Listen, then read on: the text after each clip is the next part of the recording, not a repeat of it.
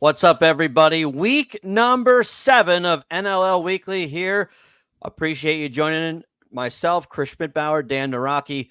Appreciate once again seeing you guys each and every week. Week number 7, as I said, can't believe we are already at the 7th week. It just seems incredible to say. And of course, you can watch us every Wednesday night. We tape about 7 o'clock on YouTube. And then, of course, you can catch us on wherever you get your audio podcast: Spotify, iHeartRadio, Pandora, Stitcher, Amazon, Spreaker, Podcast Addict. Still working with our folks at Apple. We thought we had it figured out. We still have not gotten it figured out, but we will. We will figure it out at some point.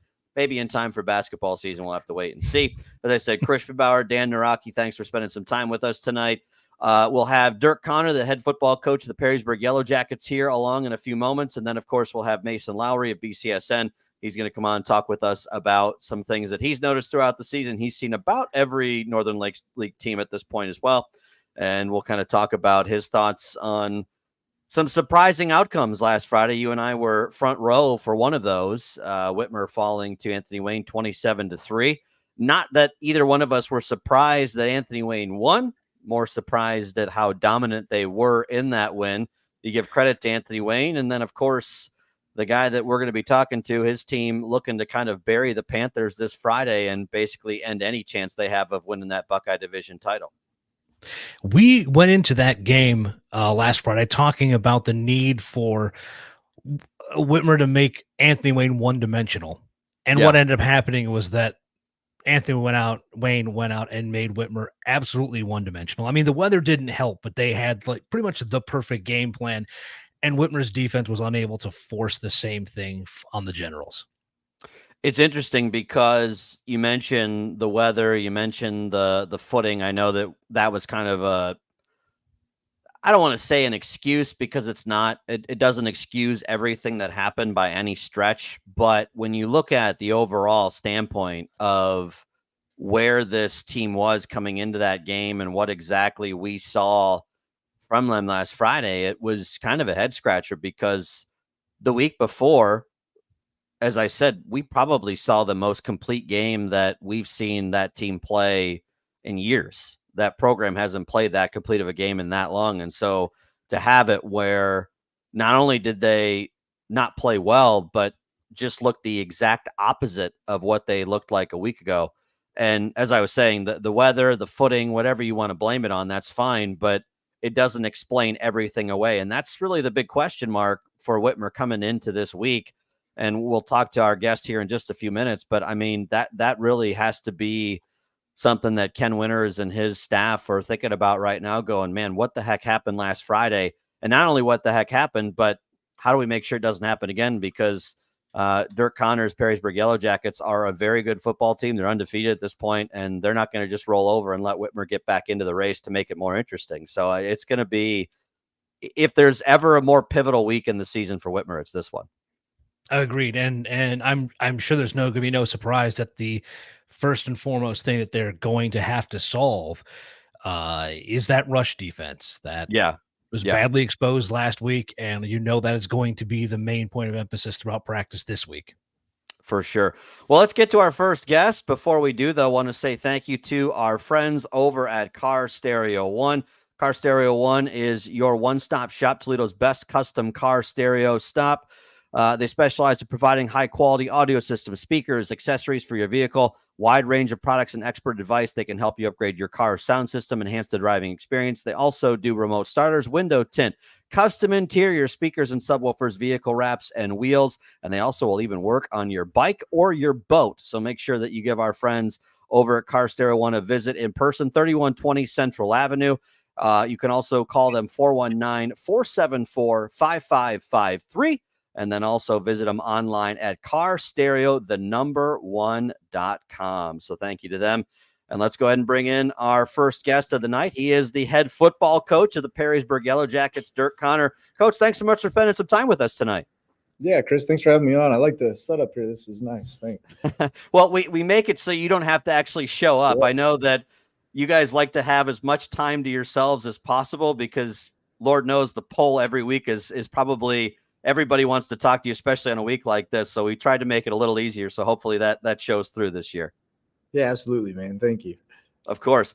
So I want to talk about your team here in a little bit, but we had a good friend of yours on the show a couple weeks ago, and I kind of wanted to talk with you about Sean Kiss for a minute because he really talked a lot about what you meant to him in his coaching career.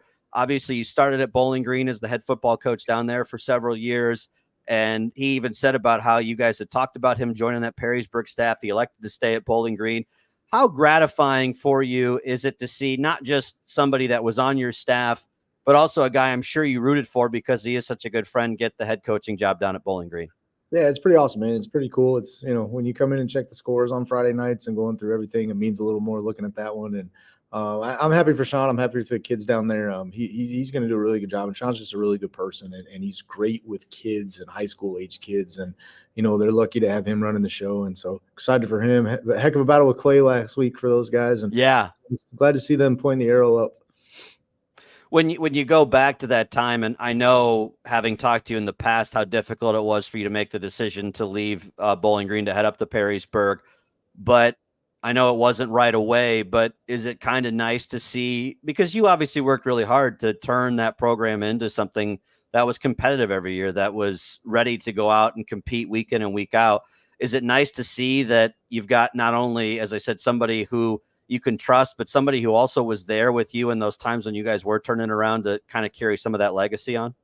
Yeah, for me, I don't think legacy, there's no looking back. There's just trying every day to do. So maybe one of these days when I'm old and I'm out of this profession, I might sit back and do that. But so, nothing from a legacy perspective, but more from this is a relational business with your coaching staff. My coaching staff is my family, and these kids are my family that are here in this building. And so from a relationship perspective, to have somebody that you care for like that, leading the way and knowing that they're doing it the right way, whether it's at Bowling Green or any other school, just like when our kids leave this locker room and go on to do good things, it's the same feeling you get right there. Like, there's a lot of love in this business for the people that you work with and the kids that you work with. And so that's the part that's pretty special.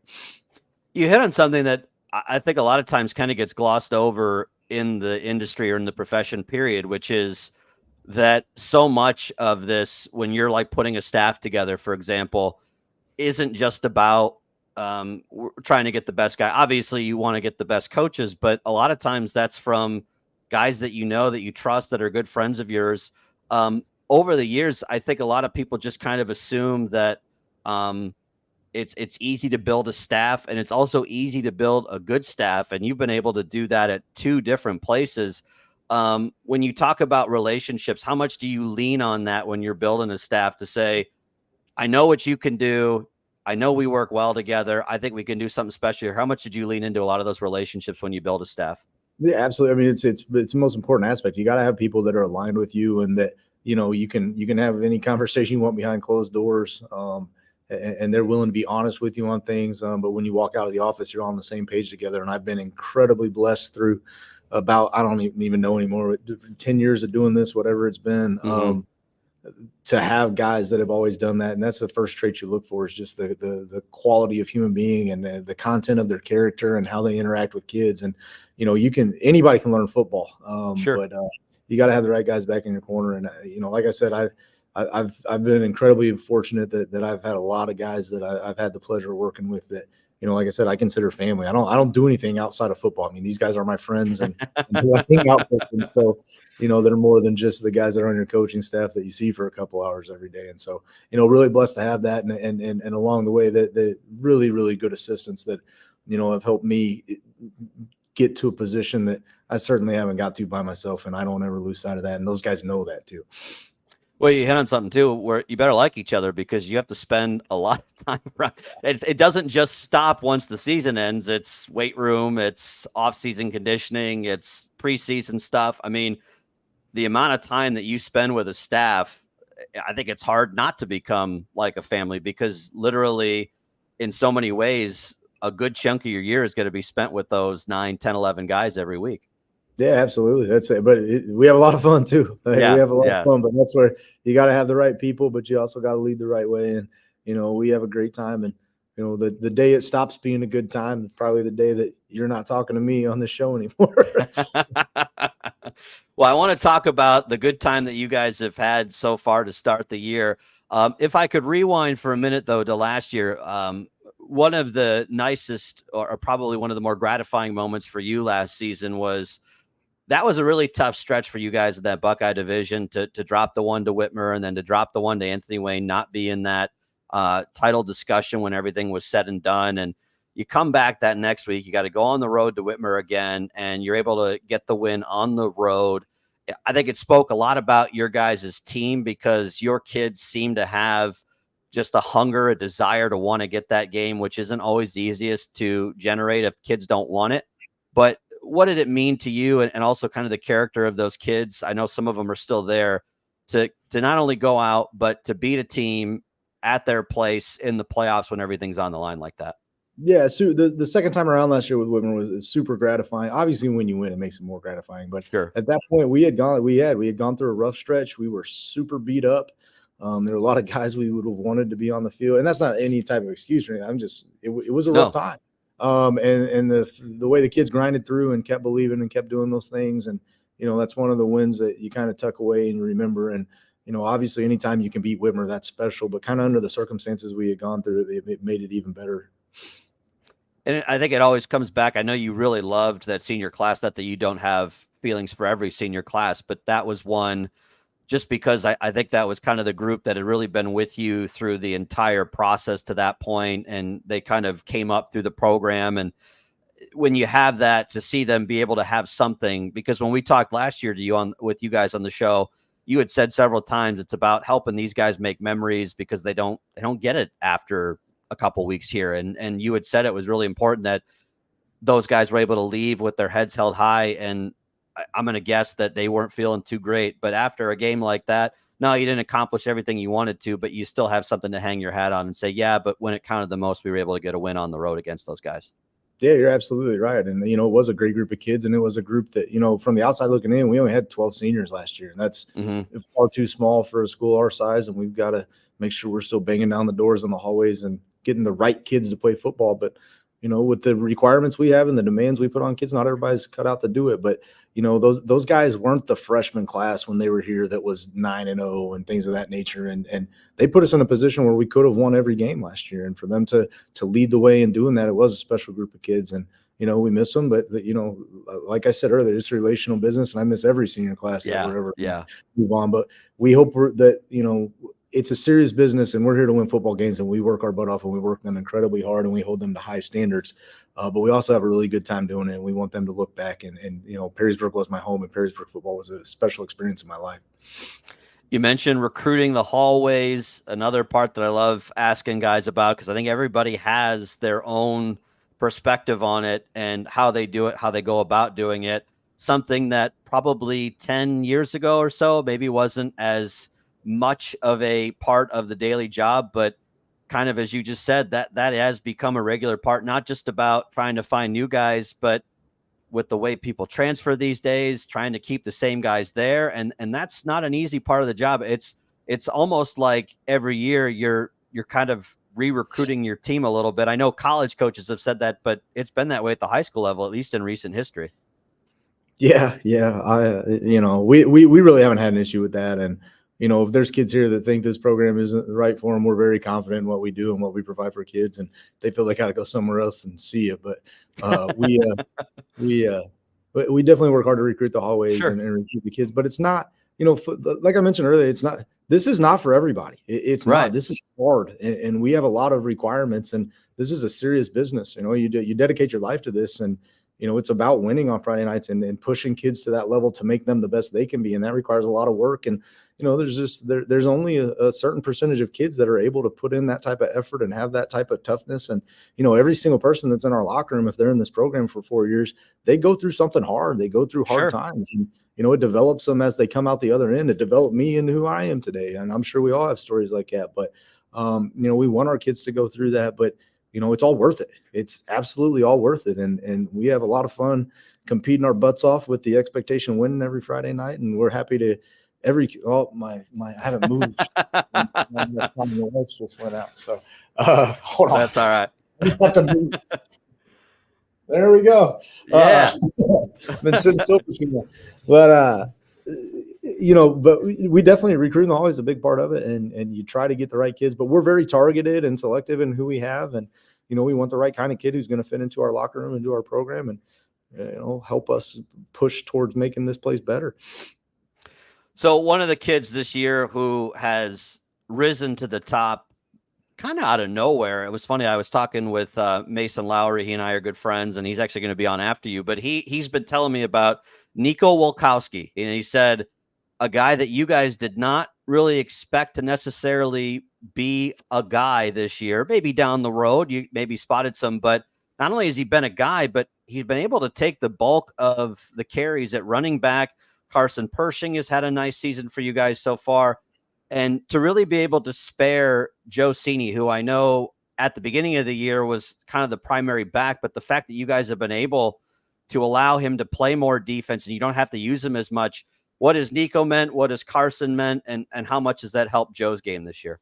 Yeah, I mean, all those guys have done a tremendous job, and we're proud of where they've all got to. But we're philosophically, we believe in playing physical football and playing defense. And Joe's too special on defense to be selfish and feel like we have to give him 20, 25 carries a game. It's very similar to Connor Wallensack his senior year. Mm-hmm. If you want to win games in November, you better be able to stop people. And so we dedicate ourselves to stopping people. And when coming into the season, we probably had 5, maybe 6 names on the tailback list, and we really thought it was going to be by committee.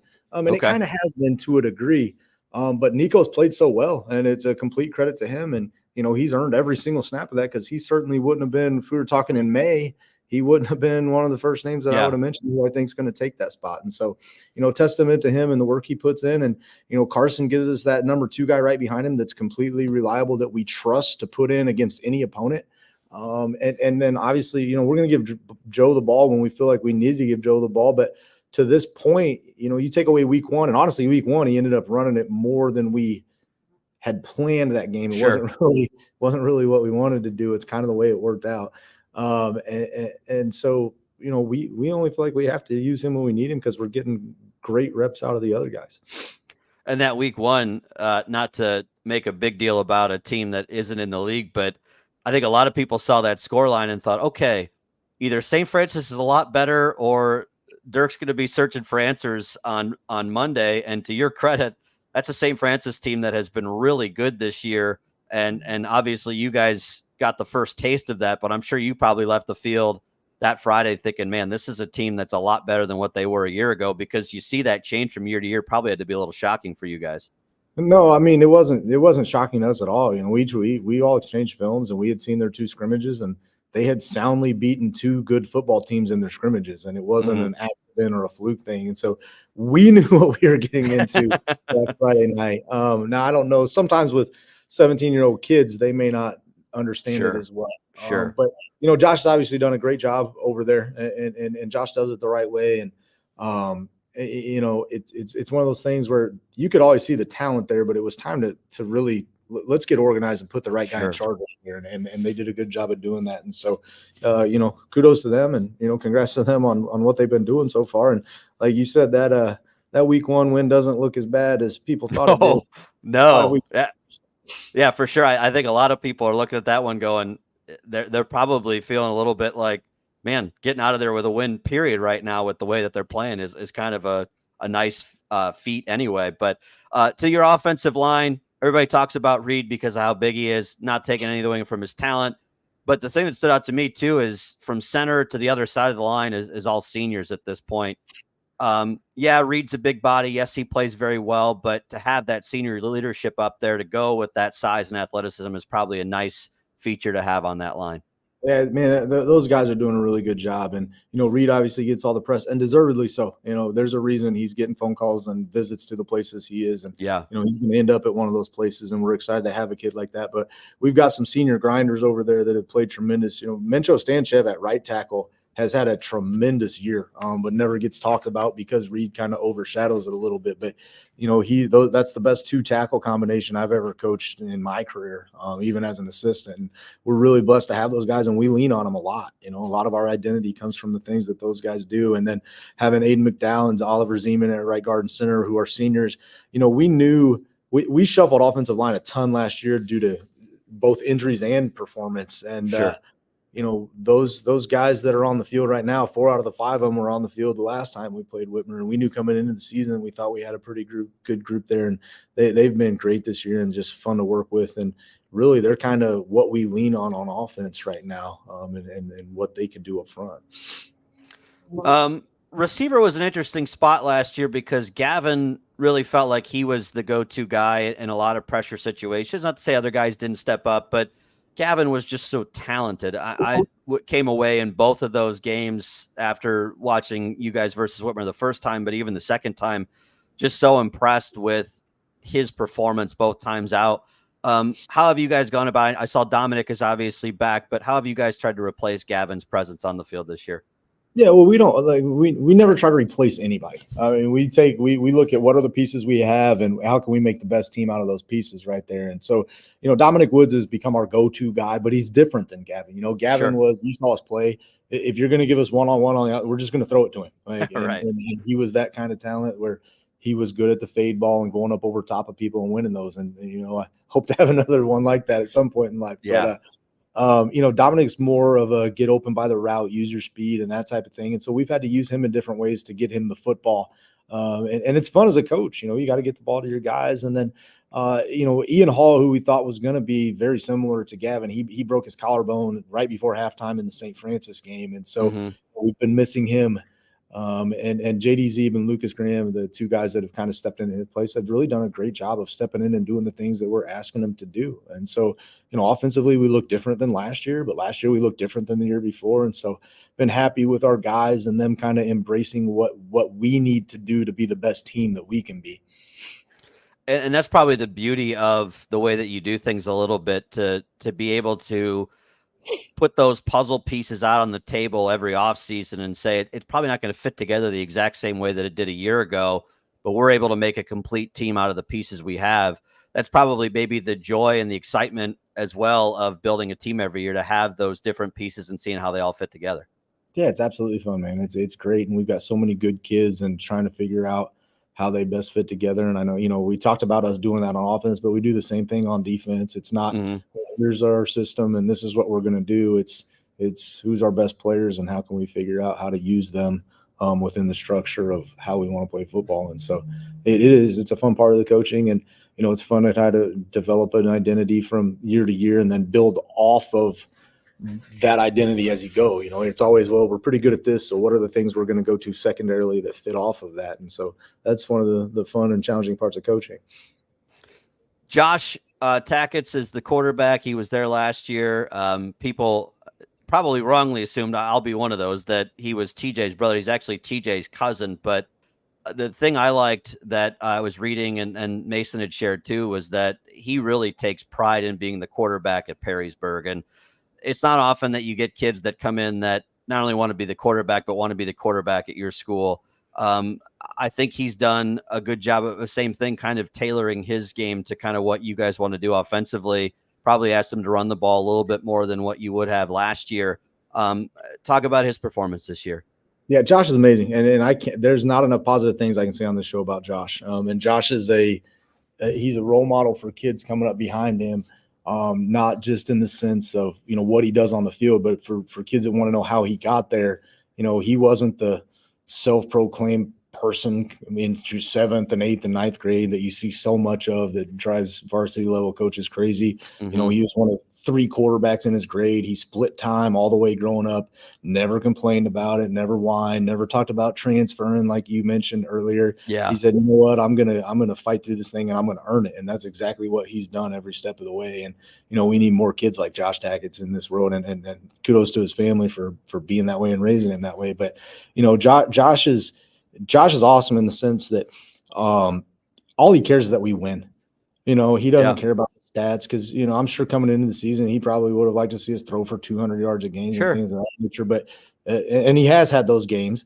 But he does what he needs to do for us to win football games. And that's all he cares about. And he never whines or complains or, hey, we need to throw the ball more or anything like that. And with what we've morphed into and what we're best at right now, he has had to run the football more, which he knew he was going to have to. And he knew he was going to have to get better at that throughout the offseason. And he's really dedicated himself to that. And, some college is going to be really lucky when they get Josh because his best days are still ahead of him. And, he does so much for us offensively and not just offensively, but as a football team and as a football program. He's a tremendous leader, both by example and also verbally and making sure we're getting the things done that we need to get done. And, I try to treasure coaching him and the meetings we have every Wednesday when we're going through different things, and because they don't come around like him very often, and I'm sure it's going to miss him when he's gone.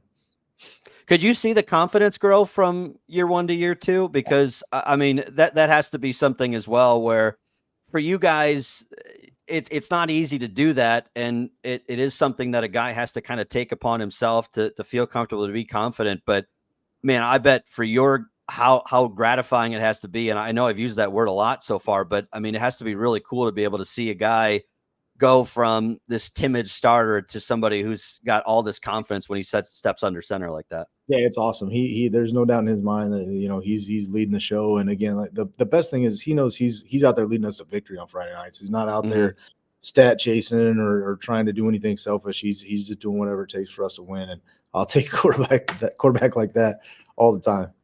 For sure. I do want to talk about your defense, because that is definitely a spot where you've hung your hat this year.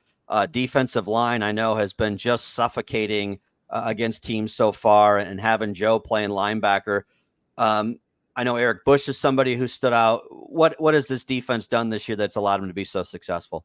Well, they attack. I mean, they go. You got to find, old friend of mine that I used to work with said you got to find dogs that hunt, and we definitely got dogs that hunt over there on that side of the ball. And so that's first and foremost. And then obviously you can't talk about our defense without talking about Coach Ward and his staff with Todd Sims and Mark Gibson and Paul Patterson over there on that side of the ball, and the great job that they do week to week with our kids and putting a game plan together that, not only is effective against the other team's scheme, but allows our kids to play fast and really get after it. And, our guys play that way. And, we've got 11 athletes on the field that move around well, and they're swarming, and they're a lot of fun, but they have to be. That's what we're going to lean on those guys, and we got to keep points down, and we're going to win grinding football games, and we want to be able to win football games when it's cold outside in November and when it's raining and when it's nasty, and winning the Division I playoff games. That's what, ultimately we want to push as far as we can each and every year. And if you're going to win those type of games, at some point you got to be able to do those things right there. And that's kind of how we're built, and,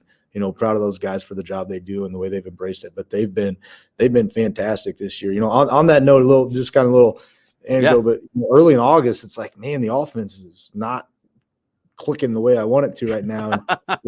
there was a reason for that, and it wasn't just because the offense wasn't clicking the way we wanted it to. So those guys are doing it's funny when you talk about those preseason practices. I in a past life worked for Ohio State football, and it was always crazy because I remember my first year there going, man, our offense is terrible. We're not going to be very good at all. And you just find out it's because your defense is so darn good. And that's a nice feeling to have. But the other part of it too is your offense, in theory, isn't going to see anybody better than the defense that they're facing every week in practice either. That's the hope. That's a hope. But you've said that I got to give a shout out to our scout team guys. We have had the best scout team offense and defensive looks that I've ever had as a coach this year. And those guys take pride in that. And they also know that they're next in line. They're paying their dues right now, and they're going to be the guy out there on the field next year. And it's a good thing we got going right now, and really proud of the kids for understanding that and buying into this program, and not just to what they need to do to play on the football field. Want to talk about the Buckeye division as a whole. Last year, you guys found out, as well as everybody did, that it's going to be a grind every week. And not that anybody didn't think that, but it's a little different until you actually kind of go through that grind for the first time. How does the Buckeye division in particular, but the NLL in general, kind of prepare you guys for what you hope is a deep postseason run? Yeah, when you're talking about Whitmer, Anthony Wayne, and Finley, those rosters are the same rosters we see in the playoffs, and we've been fortunate to win playoff games every year for the last 3 years, and they're no different than the people we see. So, it's never a surprise week 11 and 12 when we walk out on the field of what's across from us, because we've already seen it 3 times throughout the course of the year. It's just interesting because that was a division where I think everybody knew that you guys were going to be good. I think everybody thought Whitmer was going to be good. Weren't quite sure how Anthony Wayne was going to compete. I'm sure you guys didn't question it because you've seen how Anthony Wayne competes year in and year out. And then Finley, same thing. And all of a sudden, not only was that competitive, but it kind of made it fun last year, because at the end of the year, you're playing meaningful football. And I'm sure that's another piece where, certainly I've said this about the old Three Rivers Athletic Conference. Once Whitmer and Central was done, there wasn't a whole lot to play for in that league. Probably felt that way with you guys and Anthony Wayne over the several final years in the NLL. It was probably nice to have that excitement to be able to get guys to say, hey, there's still meaningful football left here in the regular season to play. Yeah, it is. It's a blast. It's a lot of fun, and that's what, one of the reasons I wanted to come here 3 years ago was to do that. Like, I want to be involved in those games. I want to be involved in those games a lot, and so we want to play against good competition, and we think it brings out the best in us, and it gives us a chance to grow as a team and as a program, and so we love it. Absolutely love it. Before I let you go, have to ask you about Friday. Obviously, a big game, probably the biggest one for both teams coming into this, especially after the way that Whitmer performed last Friday. Obviously, they're going to come in because they want to be able to keep and stay alive in that Buckeye Division chase. You guys obviously have designs of being outright Buckeye Division champs. What have you seen from Whitmer on film? What do they impress you with? And then maybe some of the ideas, and not X's and O's necessarily, but some of the things that you're going to have to try and slow down. Yeah, super impressed. I mean, Ken runs a great program. Those guys do a great job coaching the kids up, and they're obviously tremendously talented. And we feel like it's without a doubt the most balanced team from both being good on offense and defense, dangerous in special teams. They can run the ball and throw the ball effectively. And so we got our work cut out for us Friday night, and we know that they're going to be extra hungry coming off of a loss last Friday night. And, you were talking about earlier when I was in the waiting room, but the question is, we're kind of looking to see what are they going to make any changes or do anything different coming off the loss? And I don't think they will. Good programs don't panic, and they don't, hit the reset button. They're already good enough. I mean, they're very talented, and we're looking forward to having them in here. And we've played 8 quarters against them in about the last 10 months here, and they've been 8 really good quarters, really competitive quarters of football, and we think we're going to have 4 more of those on Friday night. And the stuff that matters to us is probably not the stuff that the fans are coming out to see, but there's so many hidden things that happen in close football games. And first of all, taking care of yourself and not committing stupid penalties and shooting yourself in the foot. You got to be clean in how you play the football game. You can't turn the football over. And again, you're not playing not to turn the ball over. You got to be aggressive and go after things. But obviously, we want to protect the football. And if we get an opportunity to get some takeaways. And special teams are going to play a huge part of what happens Friday night. Special teams have to be fantastic, because whoever ends up breaking a big special teams player wins the overall field position battle, which is created by turnovers and special teams, is the team that's going to have the upper hand when you have 2 good football teams playing against each other. And so it's going to be a grinder. It's going to be a lot of fun, and we're looking forward to playing in it. But going back to just the original question, really, really good football team and good football program that's going to be coming to Steinecker Friday night. But you mentioned something I've said a lot this year, and it's interesting because the longer I'm around this game, I'm sure you feel the exact same way. When 2 good teams play, the margin for error is very small, and it only comes down to 3, 4, sometimes just 1 play. And the fact that you got to try and get kids, as you said, 16, 17-year-old kids to understand you don't have to be perfect, but just know that it's not going to be that easy to win this game, because it's going to come down to a play here or a play there. And sometimes it might feel a lot closer than it is, but sometimes 1 play makes all the difference. Yeah, I mean, it does, and it comes down to that. And you talk about just the Buckeye Division. There's a lot of games we play that are going to be that way, but it's fun, man. And kids, you got to keep from riding the emotional roller coaster that is a football game. We can't have the ups and downs and the highs and lows. We got to be steady and be us, and that's where I think us having a great senior class that's kind of been there, done that. A lot of guys on the field last year when we played in some big games last year. So this stage isn't big for them where they're going to flinch or where they're going to ride that emotional roller coaster. We know it's going to be 48 minutes and about probably 165 plays of let's do the best we can on this play and move on and play the next one and do it every single time. And it'll be a fun night. Well, I'll tell you, it's been fun talking with you tonight. Honestly, this has been a real treat. Glad that we got to talk a little bit longer. I know last year with the kids there, it makes it a lot harder to have a conversation, but you and I have always had good conversations over the years. And so I appreciate you doing this, and best of luck to you the rest of the year. If we don't talk, I'll try and stop down and say hello on Friday, but I do appreciate the time, Dirk. Yeah. Thanks, Chris. Thanks for having me on, man. Appreciate you. Of course. That was Dirk Conner, the head football coach for the Perrysburg Yellow Jackets. We appreciate his time here on NLL Weekly as he gets set for the big football game against Whitmer this Friday night. and we will definitely be there for you on Q105. Before we get to our next guest, I want to say thank you to one of our other sponsors. That is Victory Auto Mall. They are your trusted used car dealer in Toledo. Whether you're shopping for your first car, your 10th truck, their staff provides outstanding service in a no-pressure environment. The only goal is to find you a great vehicle that matches your lifestyle and service for years to come. Victory has an established reputation in the community, and they are a buy here, pay here dealership. Make sure you check them out online. They're at WeFinanceCarsToday.com. You can also go to 1632 West Lasky Road or call them 419-345-3603. I almost gave out my phone number. That tells you how close to that number it is there. So that would have been not good. I'd have been getting a lot of calls this week. Anyway, at this point, this is going to be horrible for him because I'm going to come to him in a really bad spot. But my good buddy Mason Lowry joins us now. I was that thinking, close to giving away my that own phone number. Sounds familiar. There you go. As I start getting, I'd love to buy a used car, and then all of a sudden, I don't have any reason how to answer that question. Oh, jeepers. Thanks for joining me, buddy. It's good to see you again. Of course, good to see you as well. I got to tell you, man, I am so ready for bed because I now care about baseball for the first time in like 11 years for some strange reason. And God, the late afternoons the last 2 days have really taken a lot out of me emotionally and physically. So yeah, it's like now I don't know what to do with myself because the apex of the day is come and gone, and now we're just coasting to bedtime. In a way, it feels a little bit like living in a senior center, I imagine, where by about 5 o'clock you're wiped and you're ready for dinner in bed. You've had dinner at 3:30. Yeah. Yeah. And then you party till the break of 8 o'clock, and then off you go to bed. So my first Seinfeld reference of the night. I wanted to have you on because I think it's fun to get other people's perspective. You and I talked in week one about what we thought we were going to see, and then some of the things that we've seen that were surprising, some of the things I don't think were so surprising. But obviously I have to start last Friday. I know what I saw. Whitmer falls 27-3 to Anthony Wayne. You and I talked a little bit after the game. I'm curious your thoughts because obviously I have mine, but in your mind, what did you see last Friday? I see a weatherproof Anthony Wayne team. I mean, look, they're built to kind of have success on any kind of field and any kind of weather conditions. And Whitmer, I don't think you can quite say the same.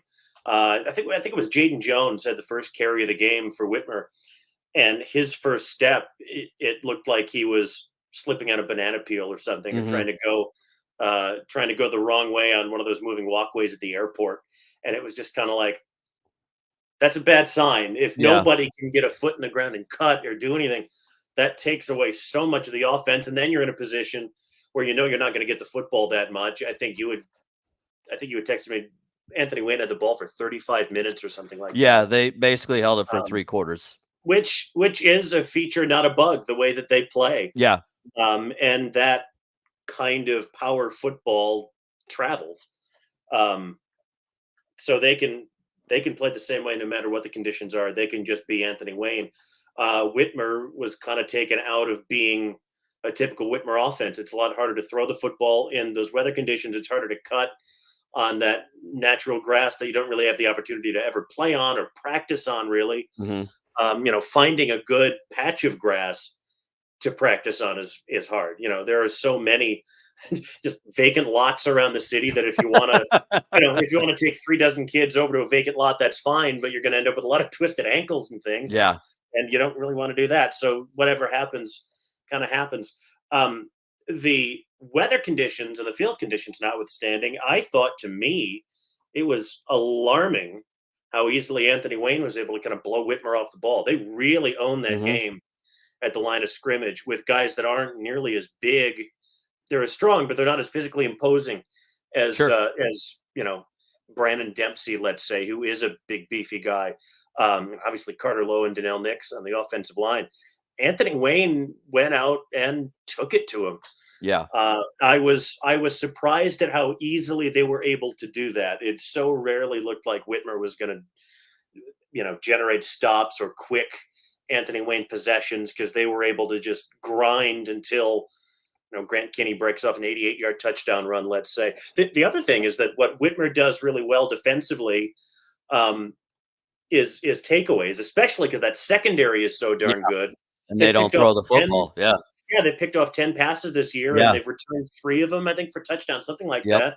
I mean, Grant Kinney threw downfield, I don't know, 3 times. I think he might have been credited with a touchdown pass on a little pitch to Braden Gardner, which is the height of generosity as a statistician. Sure. There are just so few opportunities for them to make the kind of meaningful momentum-shifting plays that were going to be required to hang around or come back in that game, and it just never happened. It's staggering to think about. It was 6 years since Whitmer was prevented from scoring a touchdown in a game. Yeah. It's amazing. Week 6 against Central Catholic in 2018. It's kind of amazing to think they've gone that long, at least putting it in the end zone, even if it's a late consolation or something. And the fact that not only did Anthony Wayne keep the offense out of the end zone, but Whitmer so rarely looked like they had a hope of getting into the end zone. Sure. And that a lot of it's weather, field conditions, but every bit as much it's Anthony Wayne and just how much they seem to dominate physically right from the first snap, really. Yeah, and the field conditions are what they are, and that's the reality. And for the record, and it's I hear people talk about it. Anthony Wayne, for insurance reasons, because they're in a floodplain, cannot have a turf field at Shallow Stadium. It is what it is. It floods if you look at it funny, and that's nobody's fault. That's Mother Nature. You can't really do anything about it. It is obviously a home field advantage for them, but there's not a whole lot that could be done. Sorry, I didn't mean to. No. I was going to say, I think you can probably point to a lot of different things. But to me, and this is kind of some of the stuff that I said after the game was, that doesn't change body language. That doesn't change kind of the confidence. That felt like a team after that 88-yard touchdown run. And I understand that was kind of the deflating play, but that kind of felt like that team was already kind of hanging on by a thread mentally at that point. And to get that 3 right before halftime was big because it at least gave them something to hang on to. And when the defense forces that 3 and out, and then you go 3 and out, I thought, okay, well, that's probably not where you want to be, but you pin them inside their own 10. You think, okay, if you're able to do it again, you get field position battle kind of starts trending in your favor. Yeah. And to have that happen really felt like at that point, that team, meaning Whitmer, kind of packed up and was like, we're good for the night. And those are the parts that you and I have talked about this off the air, and I've talked about it with Ken Winters. I've talked about it in a lot of different spots, but if you want to make a deep run as this team thinks that they can, and certainly have the talent to do, you're going to come up against adversity. You're going to come up against situations where mental fortitude, being tough, being able to stay in ball games mentally is not always going to be the easiest thing. And the biggest difference that I've seen in Whitmer's program the last few years and what we saw during those glory days of 10, 11, 12, and even going back to like 2017 when they finished the regular season undefeated, where those teams were mentally tough when things weren't always going their way. Absolutely. And if you're going to pick a spot where you're going to learn what this team is made of, it's going to be Friday, because not only does it not get any easier, but now everybody just assumes that based off of what they saw last Friday, you're not going to be picked. No one's going to give you the benefit of the doubt. Not that that means anything to anybody in those locker rooms, but it's going to be a situation where you're going to have to play your 48 hardest minutes of football that you've played all year. And it's not often that you can point to the fulcrum or the turning point in the season, and it can go one of two ways. There is no gray area. You're either going to go left and you're going to finish 7-3, and yeah, you might win a playoff game or two, but the idea that you're going to compete, probably not likely. Or you're going to go right and you're going to win on Friday, and you're going to say last Friday was Murphy's Law. Everything that could go wrong went wrong, and just a blip on the radar, and we're able to move forward and have confidence on ourselves. But to me, Ken Winters and his staff are going to have to put the best 48 minutes of coaching they've ever done, and probably the best week of practice they've done in their time coaching. And you and I both know Ken, love Ken, respect the job that he does. Absolutely. Great staff there. But as we just heard, Perrysburg's got a really good staff too, and they have a really good head coach, and they've got guys that are hungry to go out there and end any threat that Whitmer can possibly pose in that Buckeye division. Yeah, and that's the thing. If they go out and they don't play with the intensity that's needed, and they drop to 0-2 in the Buckeye, what's there to motivate them? Exactly. 8, 9, and 10. There is Exactly. no league championship to play for at that point, and then you have to look inward and find ways to self-motivate, and that isn't the easiest thing for teenage boys to do, and it's even harder when you kind of feel like, well, heck, at this point, what are we doing this for?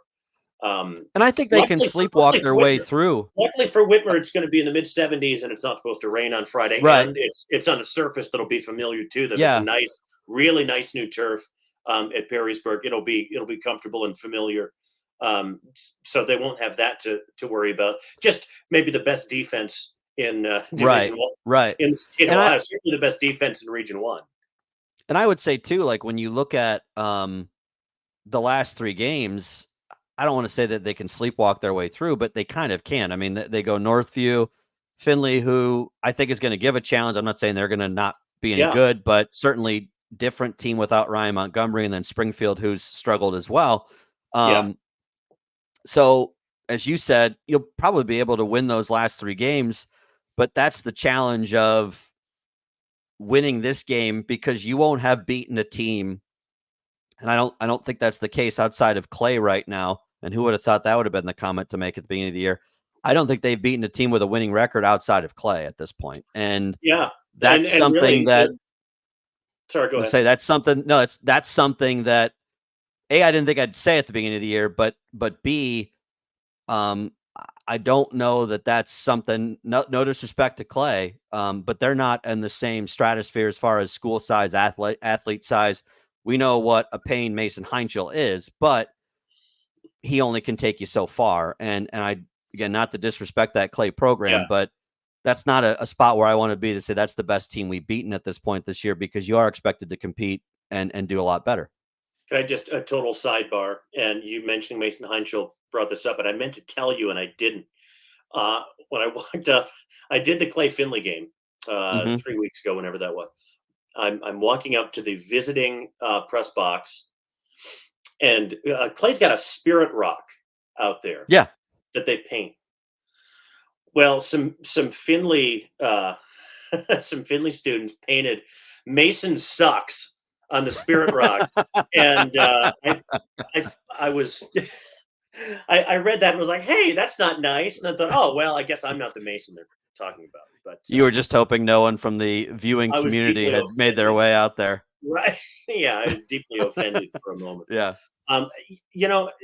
Whitmer's 4 wins, they've just dominated on the scoreboard. In the 2 games they've had to grind out, the Central Catholic game, that was extremely competitive in a game that they absolutely could have won. And Anthony Wayne, just a total slugfest in the slop, in the muck out in White House. And you're right, it's Murphy's Law. If I had found out that the team bus blew 3 tires getting out of the parking lot and they were stranded there all night, that wouldn't have been a shock at all, because of how much just everything conspired against them. But you've just got to put it behind you, and it's going to be so important that they come out and find a way to punch Perrysburg in the mouth in that first quarter, because that is something that nobody has been able to do this year. Perrysburg has just been so dominant in really every respect. It's going to be another game they're going to have to grind. They're not going to run away from them, and they can't shy away from them either. It's going to be telling, I think, the first couple of possessions to see what the mindset of this Whitmer team is. Another low-key upset that I think kind of got buried just because people were so surprised at how lopsided that Whitmer score was Fremont Ross beating Napoleon last Friday. Absolutely. And that was one where I don't think anybody saw that coming. And to have Fremont Ross win, granted, it's at their place. Our old saying, weird things happen at Don Paul Stadium. But to me, to have Fremont Ross do it and the way that they did it, I was reading the article from the News Messenger just about they have a tailback who is not the starter that played against Whitmer named Elijah Yassagari. and he played the majority of snaps at tailback. Zaylen Harris, who was the starting tailback, had like a running back by committee thing with him, but Yazagari ended up being the guy that carried the ball a lot. And Ross's defense, which has been pretty pedestrian at best so far this year, did a nice job of keeping Napoleon in check. And we thought for sure, if you had asked me last week, I'm sure you would have agreed that if you had to seed where you thought stuff was going to go, you'd probably say it's going to come down to that week 9 game between Napoleon and Clay, and then whoever's the winner of that's the champion. But all of a sudden, Fremont Ross throws a huge wrench into that opens the door for Southview. Clearly, it opens the door for Clay, and a Napoleon team that we thought for sure go ahead and start printing that name on the trophy a little bit. Totally different scenario now because of that win by Fremont Ross. And you also have to say that they could be in the conversation as well. All 5 teams are in the conversation, really. I mean, they're all the right. Worst Bowling Green, to be fair to Bowling Green too. Yeah. I mean, yeah, the worst overall record in the league is 3-3. Bowling Green came within a whisker of upsetting Clay last week, and they run an offensive system that is so difficult for a defense to prepare for. That's kind of a great equalizer against teams that may be more talented, bigger, more physical, what have you. If you can't figure out how to stop that rushing attack, then you're in for a long night. And to your credit, you said from very early on in the season that Fremont team could be up there by the end of the year. And Chad Long does a marvelous job. He does with that program. And when you consider the guys, basically, if you could remember a Fremont Ross football player, they're gone. They've graduated so much talent the last couple of years. And you're right, a pedestrian, indifferent start to the season, not against a brutally difficult schedule either, I don't think. But that's a huge credit to Chad. Southview it's not the Southview of last year, and I believe they're dealing with a number of injuries on the offensive line. And when you don't have a great deal of program depth anyway, that can really hurt. I know they had at least one game where they canceled the JV game on a Saturday because they were just down so many linemen. They didn't have enough big kids to do it and keep everybody safe. It started, they lost Drew Young, their middle linebacker, late in the weight game in the fourth quarter of a blowout, which is really unfortunate for him and for them and for Southview baseball too, because he would be one of their better baseball players in the spring if he's not back. So that's kind of thrown a monkey wrench into what they want to do, although Dalen Selman has been a major revelation at wide receiver. JV kid as a junior last year. Yeah. And now he's kind of setting the Cardinal Division on fire. He's just so fast and sure-handed. He can get behind safeties really, really, really easily. And Napoleon's not out of it just because they've got the one loss. No. You could have, 3 teams. I'm not great at doing math in my head. You could have, 3 teams, 3-1, let's say. Yeah. And you're looking at, we saw exactly. Yeah. We saw it last year in the Buckeye. So that's not out of the realm of possibility.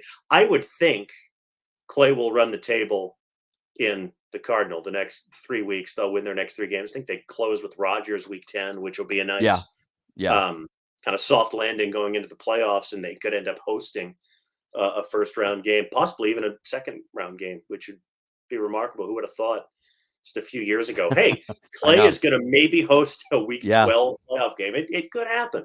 There's a chance that we could see Clay St. Francis in week 11, which would be just an absurdly entertaining first-round game. I'd take that. We don't get entertaining first-round games all that often, especially now. With to get 2 teams. Games 2 teams that haven't even been, just 2 teams that 2 years ago you would have never even said that will be an exciting first round game. That's 2 teams that have been programs that have been down, that both coaches have done a tremendous job. Yeah, I hope we do get that matchup. I think that'd be incredible, especially when you consider in Division 1 in Whitmer and Perrysburg and Findlay's region, there's only 18 teams. Yeah. So there are only 2 teams that won't get in, and that means you'll end up with somebody who's 2-8 having to go to Metter or Perrysburg. And why are we doing this? What are we doing? Well, and to tell you how, I don't want to say easy it is to get in the playoffs, but at 1-5, which is where Standing Nations is at right now, I think they're like a 93% chance into the playoffs at this point. Well, which is, it's so absurd. Well, a 1-5 St. Ignatius team and a I don't know, 4-2 Maumee, let's say. Yeah. Ignatius plays as an independent. They play such a brutally difficult schedule. You're not losing a whole lot of points from those 5 losses because of who you've lost to, like Central Catholic, for example, and every other big private school in Northern Ohio and elsewhere. But yeah, you're right. That is really interesting. And they almost beat Central, which is crazy. Yeah. Like, Yeah. I think Central won on a missed extra point. I think. Yes. Was it 27-26. Yep. Yeah. Like, geez. Yeah. You mentioned we talked about Clay, but I have to talk with you about Mason Heinschel because you and I you and I talked about this after the Whitmer Clay game. I said to you, like, I can't believe how good he is. And not that you didn't doubt it, but unfortunately for you, you haven't had a lot of opportunity to see him this year. Right. It feels like you've gotten a few more opportunities to see him. Yeah. And for you to come out of it, you and I have been doing this the same amount of years. For you to come out of the Clay Perrysburg game, or excuse me, the Clay Finley game, and say that is the best performance I've ever seen from a high school quarterback, not this year, but ever, just speaks to how good he is. And a coworker of mine asked me today, he said, do you think he's got a chance to start at Pitt? And I said, absolutely. Now, I don't know that it's freshman year, but I'm going to guess next year, I would guess sophomore year, he's in the mix and could be a really good college quarterback. And I think he will belong there from day one. People, I think people, especially around here, you see anybody that puts up decent numbers in any sport, and the metric is, can they play in the MAC? Yeah. Not really fully comprehending how difficult it is to play in the MAC. It's so physical, it's fast, and on and on. Pitt is a whole other level of that, and a whole other level of competition. And he's gonna fit right in. I mean, I saw him against Perrysburg when they lost 35-7, and he still might have been the best player on the field. Because of the disasters he wiggled his way out of. His physical strength is extraordinary. He doesn't have a great offensive line in front of him. There are some good individual pieces, but man, you can't keep Eric Bush out of the backfield for more than a second and a half. And the way he's just able to keep extending plays and get passes off as he's falling down, a willingness to slither into a little bit of space and then leave his feet and throw sidearm and curl a ball to Hudson Byers or something. It really did. It kind of broke my brain watching him against Finley. I mean, he threw for 3-something. He ran for almost 200. He executed a perfect 60-yard quick punt that was down to the 1. And then stopped in celebration and gave a picture-perfect golf swing, like he had just dropped a sand wedge down there and he'd been doing it all his life. I kind of run out of superlatives to describe him. He really is a one-off. I haven't seen a quarterback in our area, Chris, play like him. As soon as he takes the snap, his economy of motion is so impressive. And he'll make these meandering runs behind the line of scrimmage. He'll go 40 yards laterally, and like he's following an ancient treasure map or something. But there's looks like the family circus cartoon where he right. There's no wasted steps. Everything has a purpose. He's able to diagnose when blitzing linebackers or defensive ends, where they're coming from. He will set up his spins to get himself away from all of that. He's so hard to bring down behind the line of scrimmage. And he's got in Troy Hazuda and Hudson Byers. And there's a kid by the last name of Ostrand. I think his first name is Brody. He's a Brody. Junior, a wide receiver who's built like an H-back. He's built like a tank, that kid. Yeah. They all know, here's the route that we've drawn up. But after about 3 seconds, abandon ship and keep moving and find space because Mason is going to stay on his feet. And all the credit, rightfully so, most of the credit, rightfully so, goes to Mason Heinschel. But those wide receivers understanding the assignment, that is a difficult thing. You and I were talking about seeing some Whitmer wide receivers break off routes when they maybe had a chance to make a play. It happened last week. You were right to point out the body language in the Anthony Wayne game. those Clay kids never break off their routes. They No. have to always be improvising and like yes-anding Mason Heinschel, and just he's going to go from the right hash to the left sideline, throw back across his body, and you got to be there. They all read each other so darn well. I could not say enough good things about him. The fact that I know they only put 7 points up against Perrysburg, but the fact that they had a 17-play, 98-yard drive, tie it. I think it was 7-7 in the first half. I guarantee you that's the best drive against Perrysburg all year by a million miles. Mm-hmm. And he's proven that he can run now too. I mean, it's been kind of self-preservation, trying to beat that into him, so to speak. Like, get out of bounds and slide. Don't you dare try and run over somebody and get yourself hurt.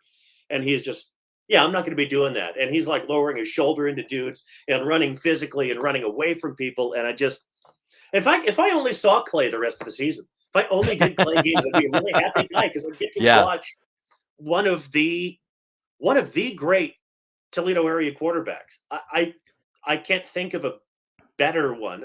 Ryan Montgomery is like a central casting quarterback. Mason Heinschel does things I don't think Ryan was able to do. Can you think of? I mean, like Brogan Roback. Brogan Roback was a really good high school quarterback. Yeah, central casting, tall, chiseled, blonde, long-haired. Sure. QB with a fairly typical quarterback's game for the time. Mason, he's special, man. He is so special. And I was thinking, kind of like you were like, I don't know, Pitt. That's a kid from Clay playing in the ACC. And I'll believe it when I see it. I believe it now. I would not be betting against that kid to be somebody that's on the depth chart as a freshman and maybe playing a lot as a sophomore and beyond. And, maybe I'm drafting him into my fantasy team on Sundays in 5-6 years. Who knows? It could happen. I wouldn't bet. I would not bet against him. Absolutely not. Justin Keller, who obviously, as you know, does the games with me and knows quarterbacks, said the guy that he reminds. How is he doing, by the way? He's doing really well. He's adjusting to life a different booth than the one he's been in. He's signed up. He didn't realize he signed up for as much verbal abuse as I give him in between timeouts, but he's learning that. But he had said to me, which he didn't say it on the air, but I actually asked him about it off the air when he did the podcast a couple of weeks ago. He said the last guy that Mason Heinschel reminds him of is Ben Roethlisberger. And obviously, if there's anybody who knows Ben Roethlisberger, it's Justin, because of how much time he spent getting to watch him over the years. Of course. But he said the last time I saw a quarterback do the things that kid did against Whitmer was when Ben Roethlisberger was playing. Now, and that's no pressure. That's watching a quarterback whose team lost 45-14. Right. Like when I saw them against Perrysburg and they lost 35-7, and you're still thinking that quarterback, good God, that kid can play. That kid can play. I mean, to have him use that phrase, and I don't think either one of us are predicting Hall of Fame NFL career, but I think the building blocks are there. Now for sports, I'm gonna. But I think the building blocks are there. I'll have to mosey on down to Hollywood Casino Toledo and place my bet. There you go, at the ESPN Bet Center. But I do think the building blocks are there for him. Again, if he continues on the trajectory that he's on now, where, we might see him at some point. Would you be willing to do previews with us for the games this week? Sure. All right. I'm going to bring Dan in because Dan kind of tees him up, and then we'll kind of give our thoughts on with the caveat that I might be pulling information out of that's fine. The sleeve of this sweater. That's fine. That's fine. Hey, Dan. How's it going, man? Good evening. I guess I get to see, this is where I get to play host the whole time. Let's see if we can do a good whip around here as a pair of 3-3 teams get going as Southview heads down here. Actually, just a little bit over there to, as far as I'm concerned, down to Bowling Green. And as you guys mentioned earlier, the question will be, bar none, who controls the running game in this one? I think both are really good when running the football. The question I have for Southview is, and I don't know how you felt, granted you saw them week one, but having seen them a couple weeks ago against Whitmer, it feels like they still are trying to figure out what they want to do offensively. And it doesn't help that you get guys that are hurt, and Will Mays is a good quarterback, and you want to try and get it to Selman as much as you can. But you had told me about Mo MacArthur after that first week, and I came away believing that he might be their best bet for being able to control the clock, control teams, and being able to win football games. And I feel like they have to run to set up that passing game. And to me, if Mo MacArthur is not the focal point of the Southview offense, it could be a long night. And with BG, it's going to come down to Jackson Schaefer and Jay Shannon again, and what kind of effect they have. But much like we saw with A-Dub, if I'm Bowling Green, I'm going into this game the same way that Andy went in last week against Whitmer, which is I'm going to take every second I possibly can off this clock and really try and shorten the game as best I can. I mentioned the injury to Drew Young, who really is the linchpin of the Southview defense back in week 2, I think it was, when they played Waite. I think this is maybe the game more than any where they will miss him because that's the guy that would be reading all of those keys in Bowling Green's ground game, which, again, if you don't run it, it's so hard to simulate. You're asking your scout team guys, and Bowling Green and Napoleon are up against it anyway in that league because their numbers are not so much less than everyone else's, but they're right at the bottom. So getting your scout team, who are guys that in some weeks are having JV games canceled, that don't have the reps, trying to learn this fairly intricate offense to prepare the defense. I don't know. Somehow I'm seeing Jay Shannon with multiple really long touchdown runs and Southview struggling to stop it.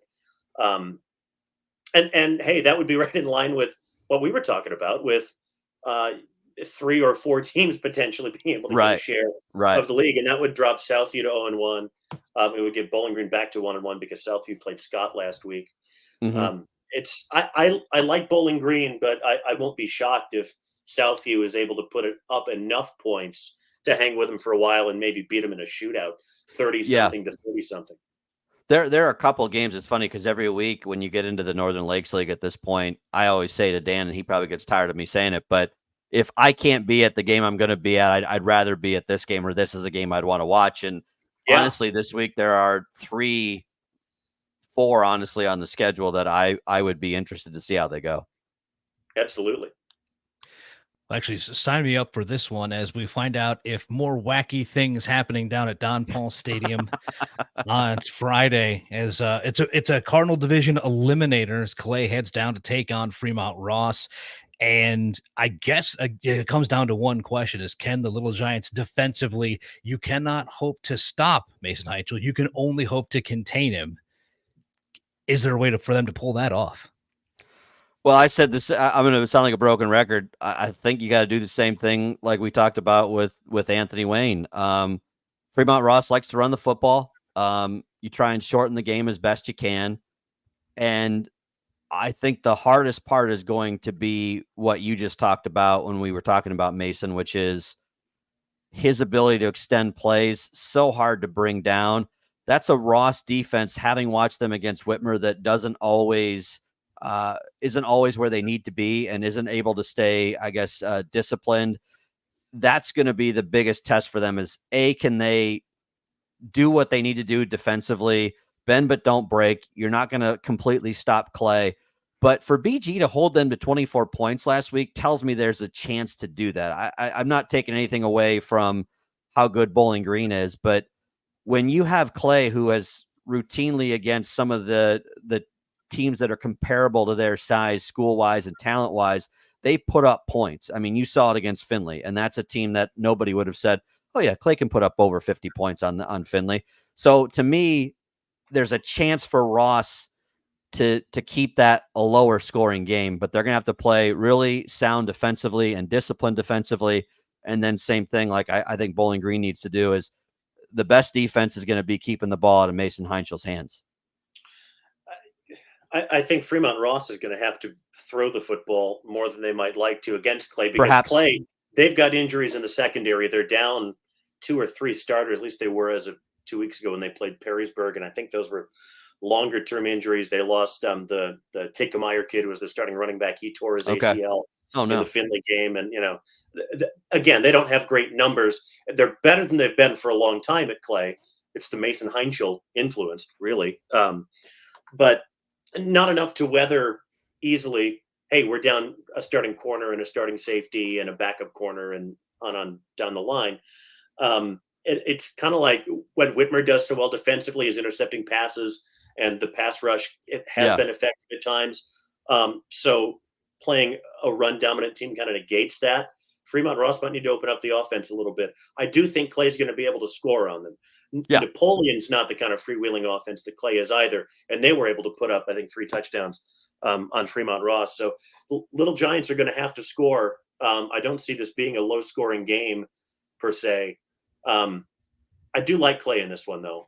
Mason Heinschel, the way he extends plays, the way he moves, and all that, we've talked about it ad nauseum already. But that's worthy of 2 touchdowns a game, probably, and I think that's probably enough to get it done. You mentioned Anthony Wayne just a little bit ago, and they're, as we talked about earlier, coming off of their best game of the season. Well, they will welcome in Findlay as they head out to the Trojans head down to the floodplain.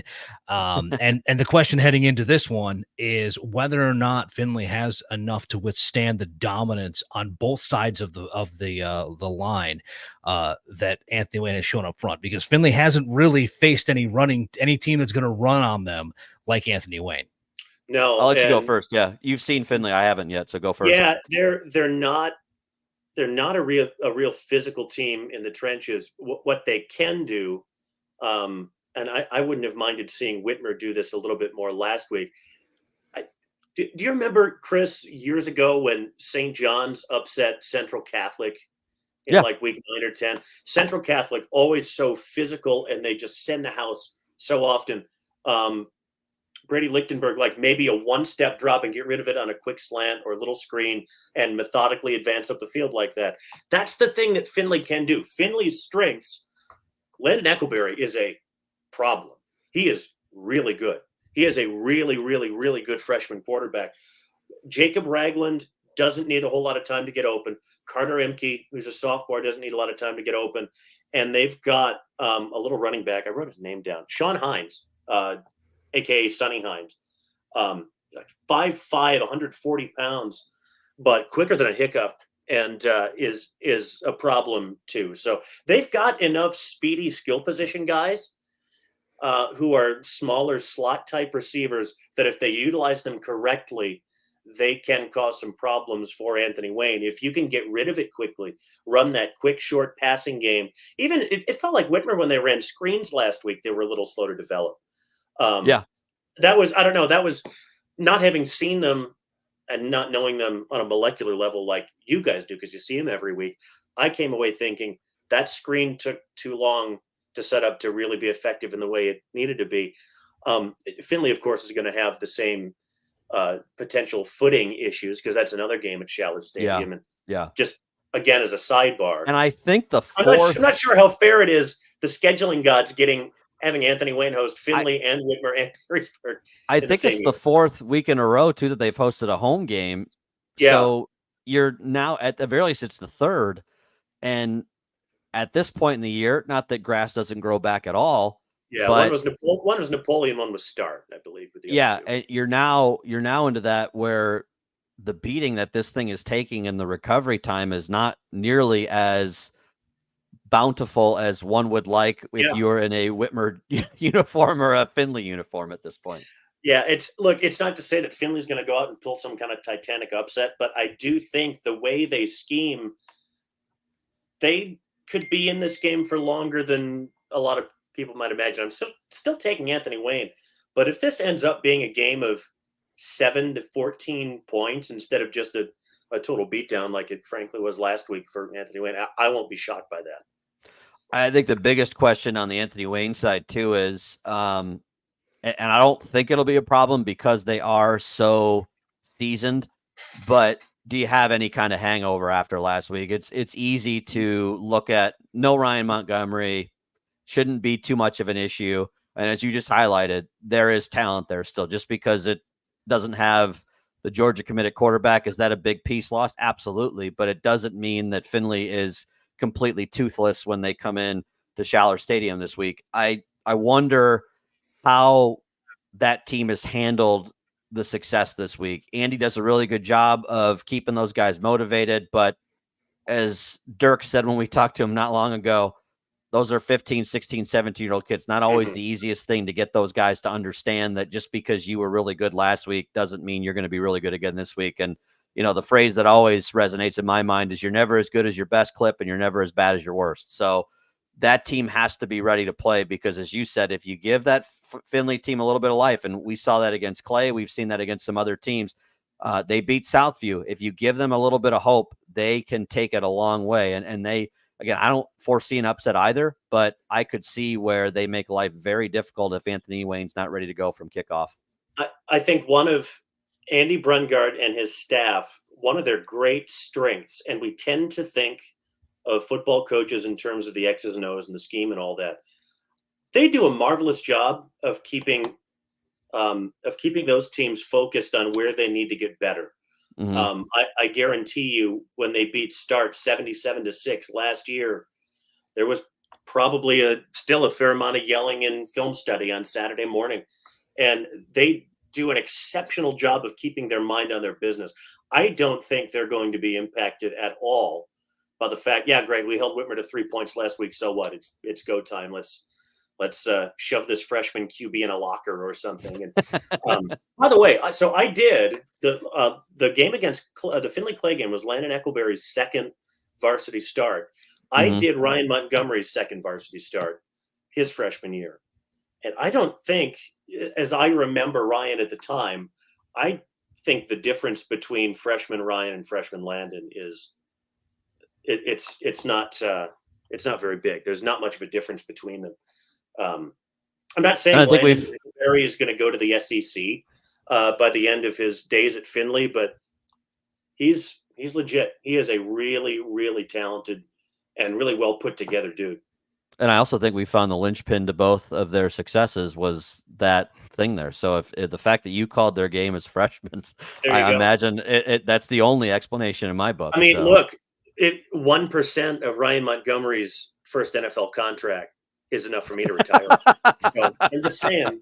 Just putting that out there. That's fair. That's fair. I think you're owed that. If I speak it, maybe I could speak it into. You've been reading The Secret. or even his first NIL deal. There you go. It might be enough to get me a new car at least. Yeah. Up next are a pair of schools who are looking at probably their last real winnable game on the schedule as winless Northview heads to 1-5 Springfield. The pieces may be there for either school to walk away with the victory here. The question is who can put a complete game together. And that's, to me, the number one question. The sad part for Northview is they have not been within 4 touchdowns of anybody yet this year. And they've played some really tough teams. I don't want to take anything away from the competition. Southview is very good.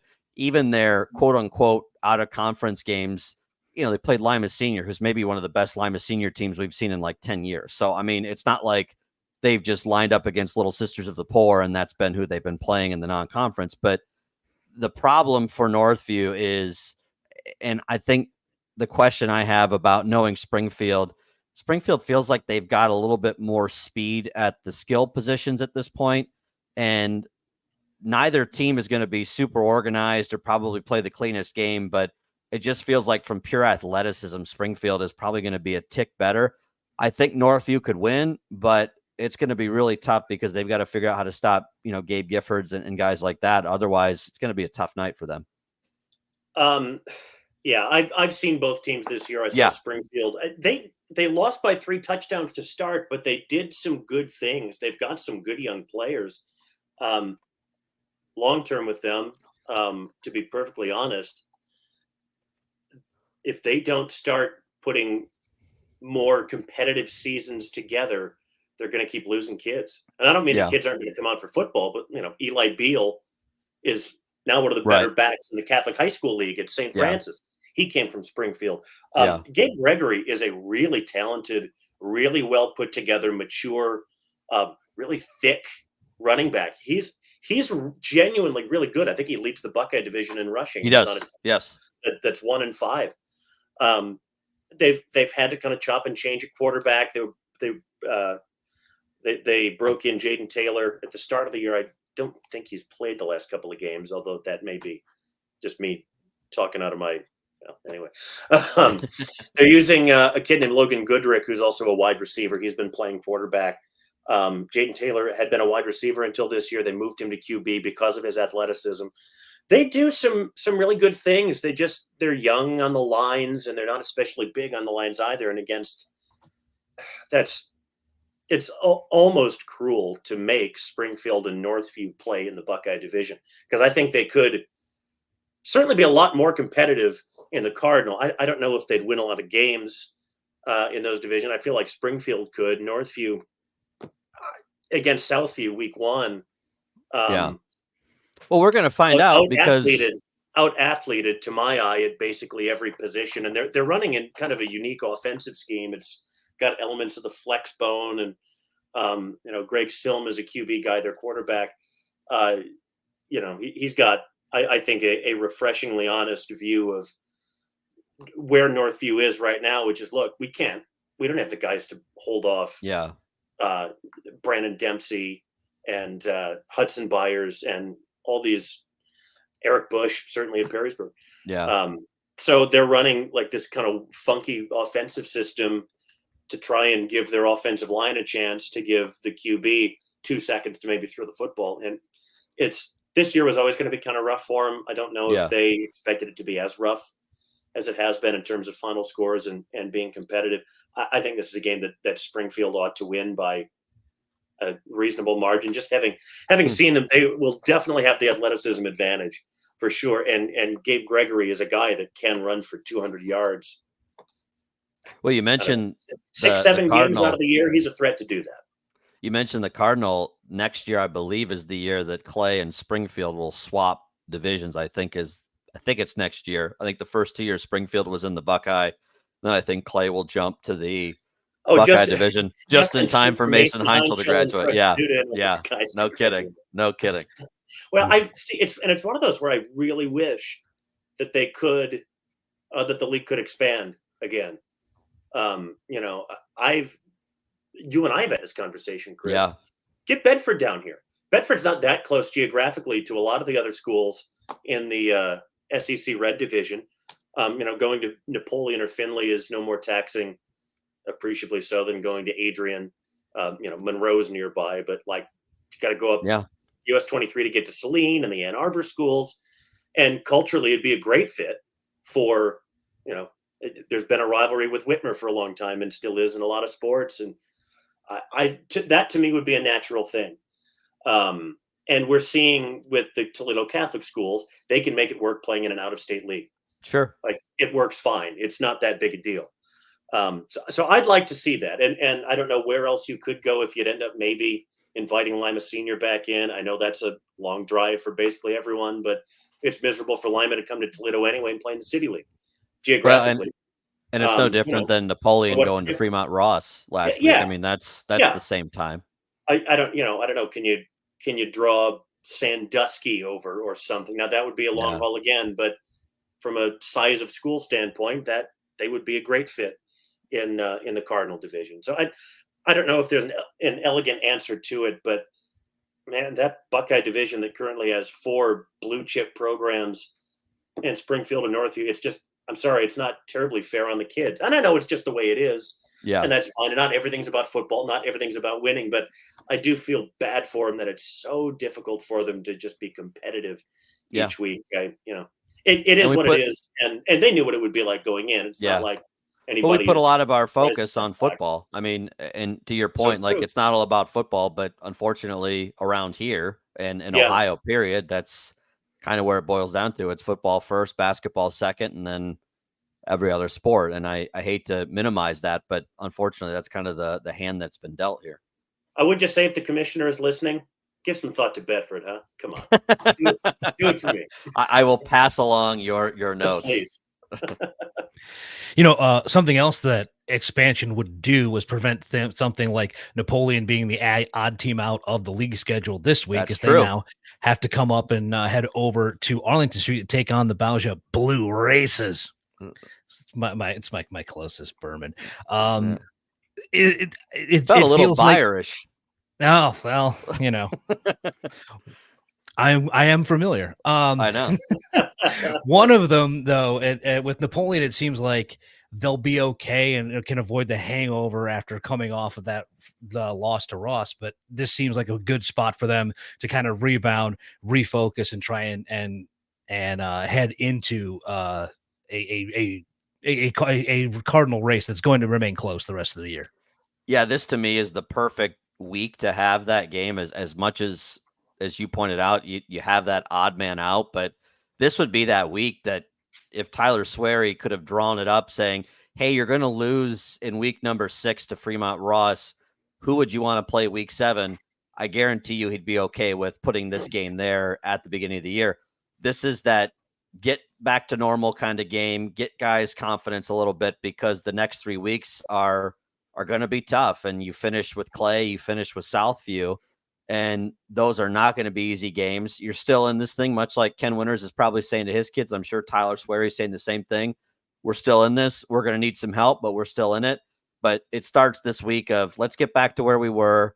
Let's build a little confidence. Let's build a little momentum going into week 8, because we've got a tough 3-game stretch. And, this will be the week where you just get out healthy. You hopefully get a running clock and get moving. But 8, 9, and 10 are going to be weeks where they have to buckle up and get ready. Yeah, I would suspect they won't do much outside of their very vanilla offensive and defensive schemes, and use the 48 minutes you've got against Bowser to get that as sharp as it should be, because it's not going to be an easy finish to the year for sure. Still having to play, they'll play Southview week 10, they'll play Clay week 8. That could be our game of the week on BCSN next week, by the way. It'll either be that or Whitmer Finley. Whitmer Finley? Yeah. No, Whitmer plays Northview. Whitmer plays Northview next week. Hopefully that's not your game of the week. Perrysburg Finley. That's the one. There you go. Yeah.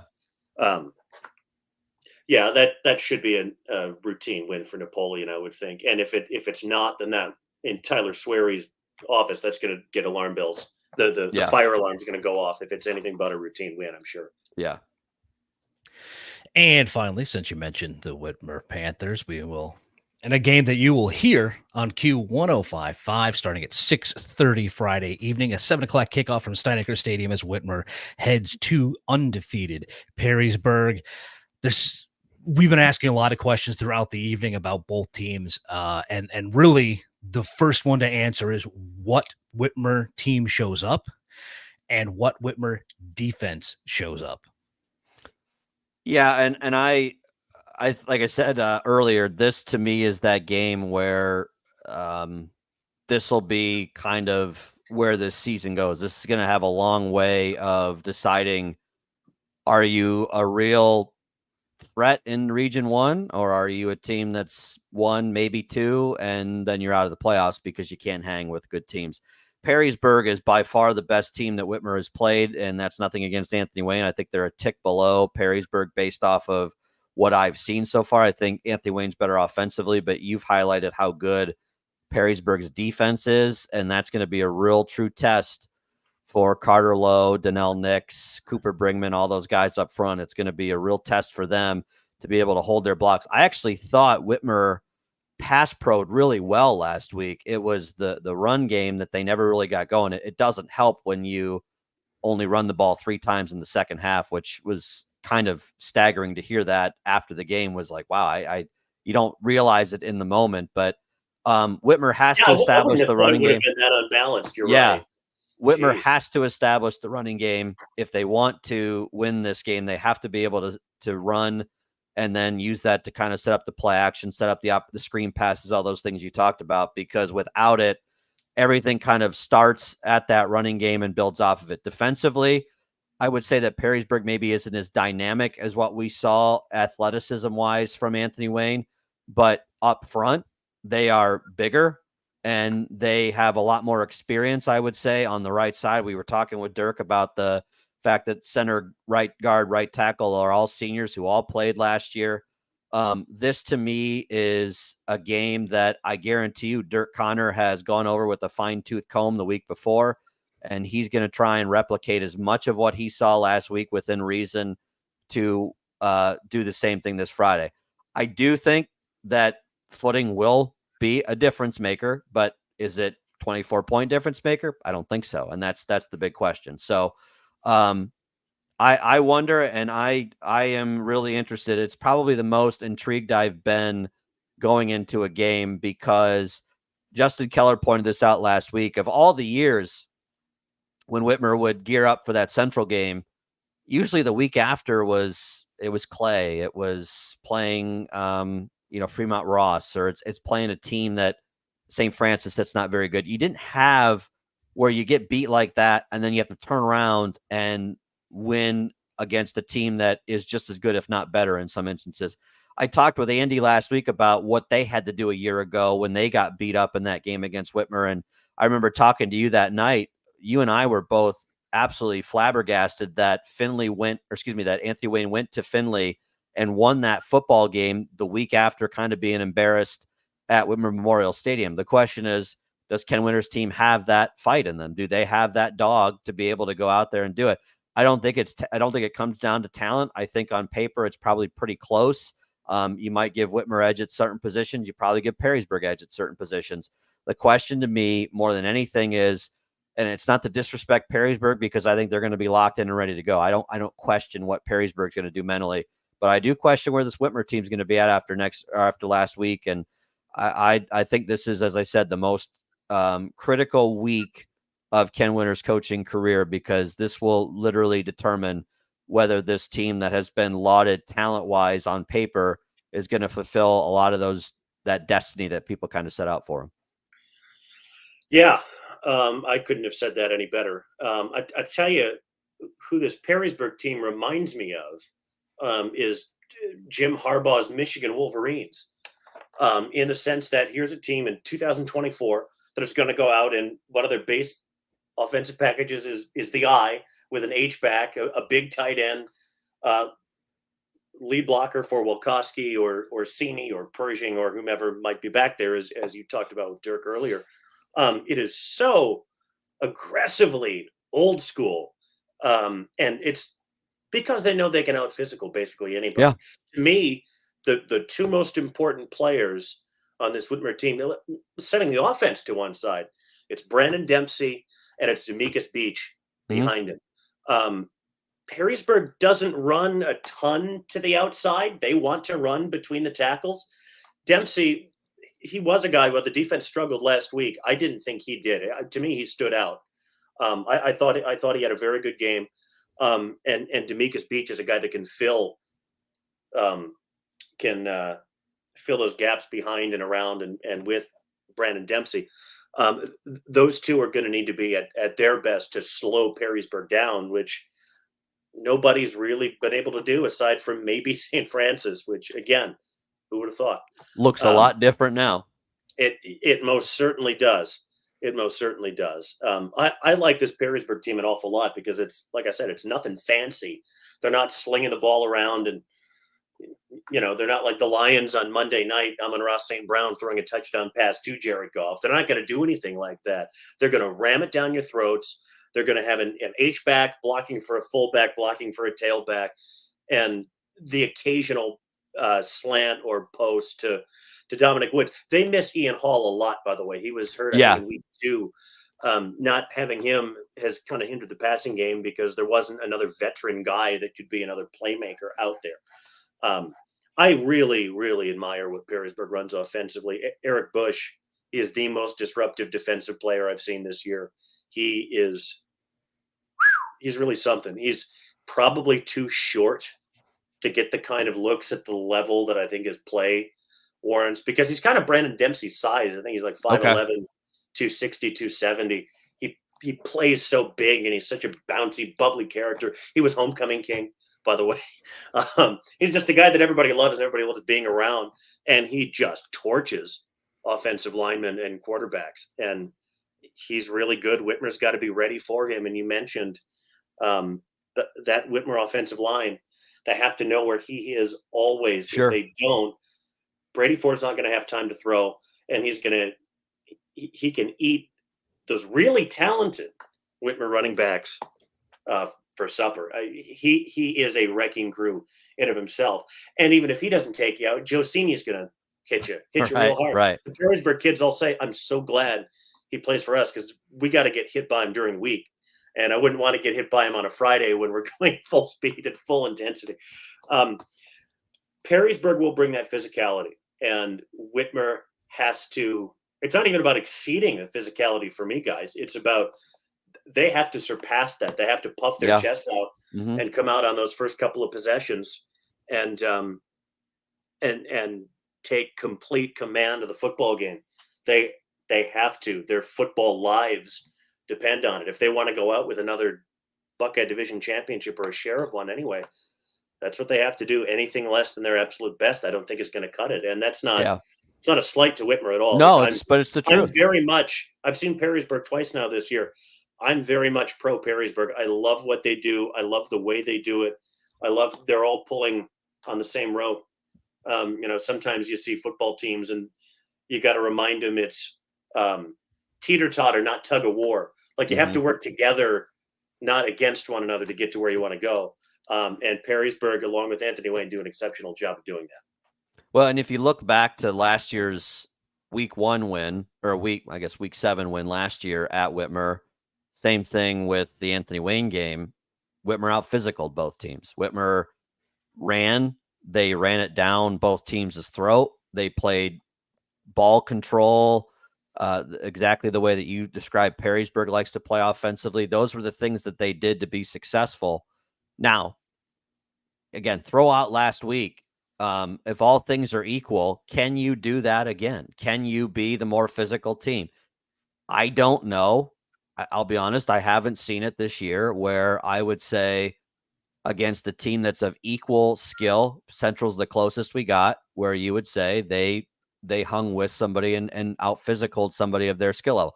Part of that's the schedule, and that is what it is. But this is a chance to prove to yourself that you can hang because you know this, I know this. Week 1 of the playoffs, you might get somebody that you can out-physical. Maybe even get lucky and the draw goes that week too.